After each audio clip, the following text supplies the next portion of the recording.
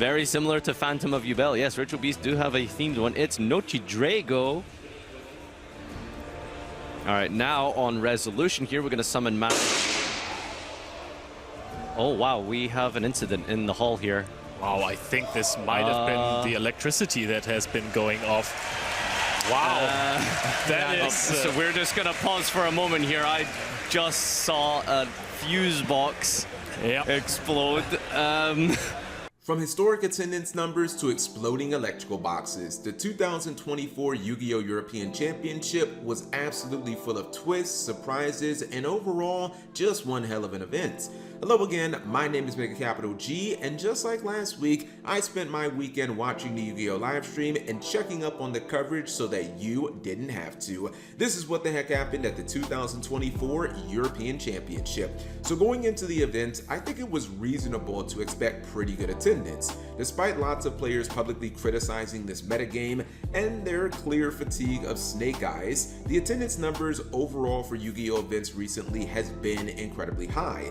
This European Championship was no exception. In fact, to that point, this Euros, which was held in Berlin, Germany, now holds the record for largest European Championship in Yu-Gi-Oh! History with over 2,300 participants. This is just my opinion, but I'm not necessarily sure that that record-breaking attendance numbers in Europe was a reflection of players' overall satisfaction with the current game, as much as Euro players haven't had a YCS in nearly a calendar year, and I'm sure that many of them were simply chomping at the bit for an opportunity to compete at a high level 2,000 plus player tournament against the best players in all of the region. Let me first start off by saying that the coverage of the European Championship was not only immaculate, but unbelievably has gotten even better since Konami last hosted the YCS circuit.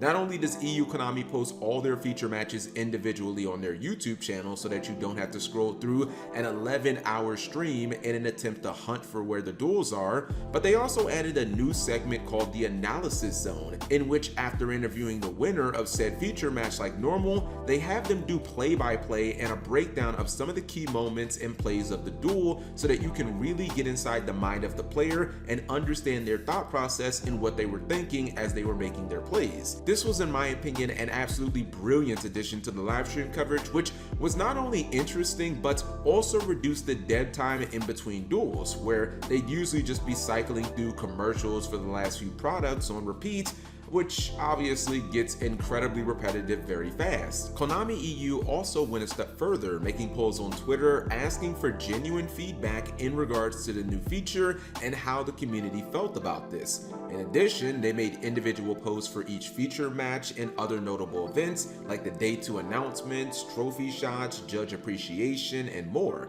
I'll say this again for the umpteenth time, but this is why I think that the European coverage is not only by far the best in the world, but why it's generally considered the gold standard when it comes to Yu-Gi-Oh! Coverage. To the main event, which on the surface level looked as if it was going to be business as usual, with the deck entry breakdown being fairly similar to the North American World Championship qualifier just 1 week ago. Once again, we saw Fiendsmith Snake Eye hovering around 25% of the field, followed by TENPAI and Yubel. I will say that there was a noticeable drop in TENPAI popularity, which was about 15% in North America, but only about 10% here. However, Runic tripled in percentage from 2% to 6%, which actually made it the 4th most popular deck at Euros. It wasn't specified to be Runic Stun, so I'm assuming that they included all Runic variants such as White Force Runic, which actually Joshua Smith piloted not only to a round 8 feature match, but also to the top 64 of this event. One other interesting development when it comes to what people were playing at Euros was that Memento actually had enough players to register for its own category. While this might not seem significant, being that it was only 2% of the field, Memento was still lumped in with others for the NA WCQ, and with the archetype having even more confirmed support coming out in Rage of the Abyss, this could signal that duelists are prepping and testing the strategy now to be played later in the year. My takeaways here are that Europeans obviously like Runic much more than us in North America, but I also think that players are looking at Runic Stun specifically as a counter to the Fiendsmith combo decks like Snake Eye and Yubel. Runic Stun can floodgate nearly every competitive deck right out of the game if it goes first, And even when it goes second, there really aren't enough common Omni negates right now to heavily punish it for not playing hand traps, especially because a good amount of Fiendsmith players at this event, and even the NA WCQ, were just opting to completely ignore the powerhouse that is the Fiendsmith Desiree. More in the tournaments and the live stream coverage, I will say that Fiendsmith was almost inescapable, as it was found in nearly every feature match, and if I was going to give just the slightest, tiniest bit of criticism to EU Konami, I don't feel like they did as good of a job when it comes to finding those truly obscure and roguish strategies.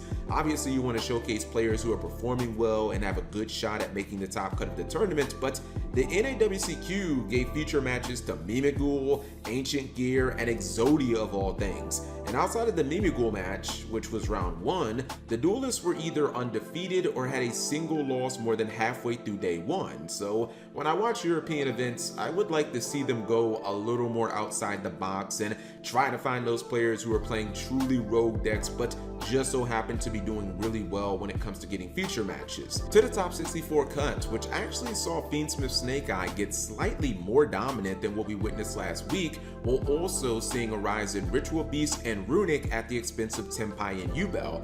This could have simply been because of the surprise factor of Ritual Beast, or the fact that I think a lot of people still don't know or have much experience playing against the deck, but Ritual Beast way overperformed in my opinion at the European Championship, as did TENPAI Dragons, ironically, which I say ironically because the percentage of players entering the event with TENPAI actually went down for Euros, as I mentioned earlier. I'll just let the cat out of the bag now for those who didn't catch the event and tell you that not only did these two strategies hold their own against Snake Eye, but they actually took down the big bad and ended up competing against one another in the finals. This duel was absolutely remarkable and honestly had me on the edge of my seat the entire time, as game 1 was won by a lockout Protoss for fire play, and then TENPAI had to fight back with an epic double Mulcharmy play that was backed by a Ghost Fister and Spooky Dogwood, which gave him over 30,000 light points as he was locked out by Protoss for a second time and still unbelievably won the duel. Obviously, the results of Estebar R winning the European Championship with TENPAI Dragons comes as a complete and utter shock, and side note, shoutouts to him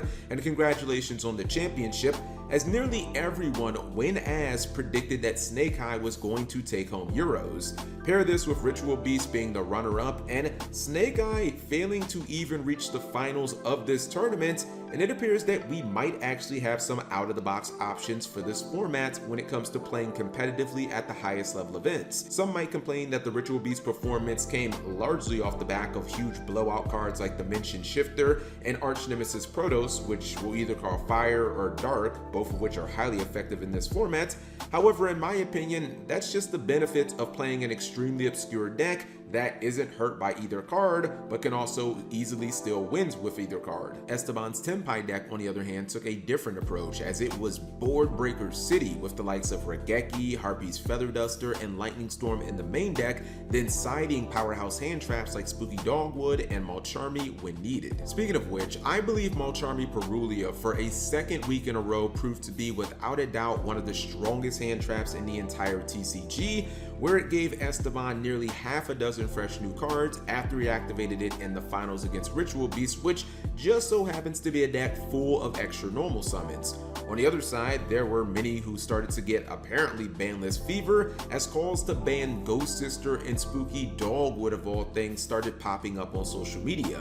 Many claim that it is an uncounterable cheese card specifically used for time, which did happen a few times during this event.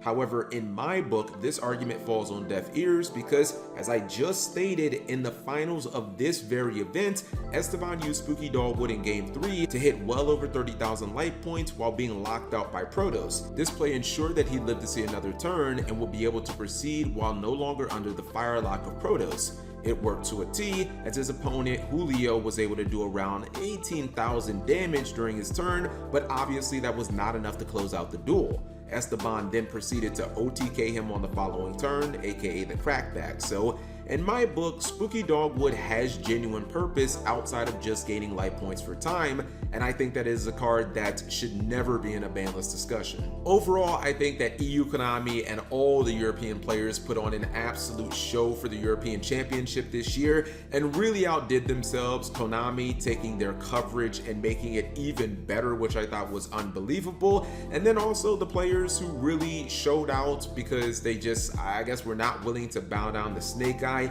You look at the start of the event all the way to the unbelievable, unpredictable finish where you have Ritual Beast facing off against the TENPAI deck, and even though he was able to Protoss his opponent twice for fire, did not win because of crazy hands that involve double Mulcharmy into, Spooky Dogwood, where a player is gaining 30,000 life points and has to survive a couple of turns and then ultimately push all his chips to the middle and win.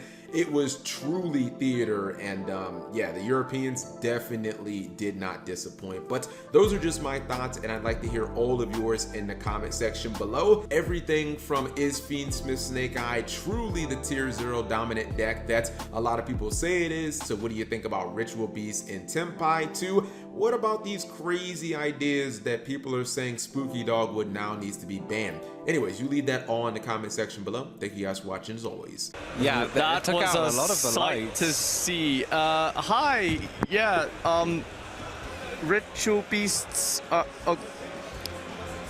Bear with us. Technical difficulties, no doubt. Oh, hi. Yeah, I think just maybe a light box